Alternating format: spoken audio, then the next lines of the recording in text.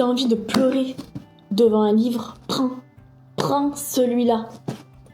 Mélissa d'Acosta, Tout le bleu du ciel. J'ai entendu parler de cette romancière en début d'année 2024 parce que c'est elle qui a vendu le plus d'ouvrages en 2023 devant Guillaume Musso. Obligée de découvrir cette nouvelle romancière que je ne connais pas. Un libraire m'a recommandé du coup celui-ci. Il fait 840 pages. Je n'ai jamais autant pleuré que devant ce livre-là.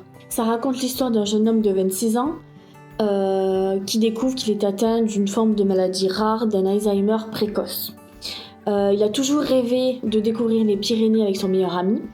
Son meilleur ami s'étant marié et ayant eu un enfant récemment, il ne veut pas le déranger dans sa vie, donc il décide de mettre une annonce sur un site pour trouver un compagnon de voyage.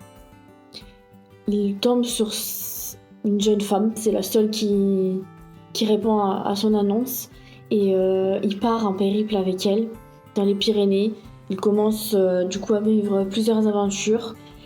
Et vraiment, quand tu lis sur la couverture, merveilleuse surprise, un dénouement d'une grande beauté, j'ai déjà envie d'en pleurer. Vraiment, c'est ma nouvelle romancière préférée. Devant Lucinda Riley, qui est connue aussi pour Les 7 sœurs.